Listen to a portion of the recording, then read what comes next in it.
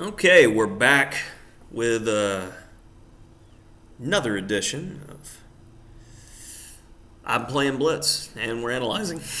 So I've got a quick one and it just tickled my fancy. I don't often play e5 against e4. I rarely do it anymore just because there's so many theoretical lines. And I'll be honest, after writing books on the French and the Alekhine, I mostly stick with that. But I also played the Sicilian for the better part of a decade. So, you get to the point where you learn a lot of theory, and if you're not using it all the time, you lose it. And I have to stay up on those because of my books. But with E5, I don't have the luxury to drop it. But every now and then, I'm able to play a game that makes me feel like I know something or I remember something. So I played this game quite quickly on Lee Chess and just wanted to share it. And my opponent hit me with the dreaded King's Gambit. Now, the thing about the King's Gambit, and we'll look at a couple of lines here. I'll open up the database. It's really not that intimidating. I mean, I like the counter gambit, the immediate d5, and even bishop c5 is good. Like, you have more good options than not. I really like an idea that Grandmaster Becerra had shown to me: knight c6, knight f3, f5. If you're looking for like really dynamic chess, I think it's a great line. But I went for the simple takes, and after knight f3, d5. And there's not much to know here other than you pretty much want to play d5. The only other move really is bishop c4, and I go d5 anyway with this type of idea where I'm okay with giving the center pawn in order to get easy development and play against, my opponent. So I'm more akin to, I want to play in a way that's going to be against what my opponent wants me to do. And a King's Gambit player, like they hearken for the days of old, like Morphy, where they just want to overwhelm their opponent because they take too much material and hold on to it and break principles. I'm not interested in that. I'm going to give you the pawn back, and I just want a game because I know that's what you don't want at your heart, King's Gambit player. But my opponent went with knight f3, and on d5, already the engine favors black here, and that's a good sign. And after d4, it's getting worse because you're pretty much required with white here to go bishop c4, bishop b5 check because of the type of line that we see in the game. Like bishop c4, knight takes d5, and you just get a pretty standard looking position with some interesting play after d5. And falls games by some strong players in the database.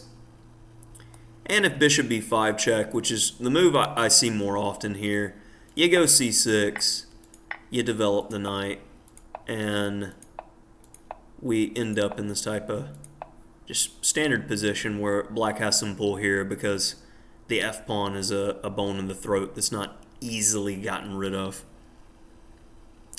So coming back to the main game, after knight f6, d4 was played, and then this knee-jerk reaction.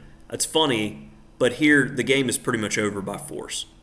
So this is where, if you like to pause, try to figure it out. You can definitely improve on my play because I knew I was winning and I was very cavalier about the moves at this point. Bishop b4 check. And on bishop d2, I'm like, knight e3 immediately is strong. And I saw that, but I wanted to just squeeze more. So I went queen e7. And on bishop e2, again, knight e3 is trying to be played. So we got to do it.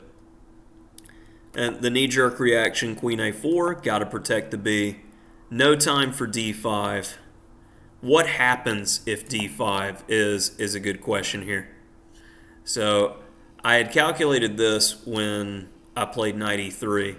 So after castles, you give away the piece because rook e8, the monster is here. Oh yeah. Well, what is it going to do? The knight keeps his king from running. And I mean, if he tries to run, yeah, knight g4, king g1, I'm getting you. I mean, what are you going to do? What you going to do? Bye-bye. So that's fun. So what else do we have? Okay, the obvious, if he takes. All right, same kind of deal. Where's your king going? King D1. You can only run so much. And I mean, I don't have to see this all the way to the end. I know his king's dead. Yeah, Engine has it as, blacks up more than a lot. So after knight c6, probably objectively the best move is to go bishop takes b4. And you got to go queen takes and go into this ending. But there's no way for him to hold on because the rook, you can't do anything about it. Knight a3, I get him with the sauce. So coming back, king f2 was what was played in the game, and this just isn't going to cut it. I have knight g4 right now, but I was looking for a stutter step. I want to get rid of the b first, so I'm covering the e3 square. And knight g4 should win by force, but I'm like, okay, I don't see what he can do to stop this idea that I have. So I'm just going to tuck my nugget away. But check, and my opponent resigned because he's well aware of this tactical sequence. And I mean, sometimes you got to let your opponent play it out. So I'm going to get to play it out now. If king f1, I've got mate. And if king h1, I've got mate as well. And this is one of my favorite tactical combinations. The double check, the queen sacrifice. And just like the Waffle House hash browns that I like, smothered. Oh yeah. So, if I'm doing it for a quick King's Gambit game analysis, if you're looking for some interesting ideas for the black side playing against the King's Gambit, this is what I do. You might like it too. Thanks.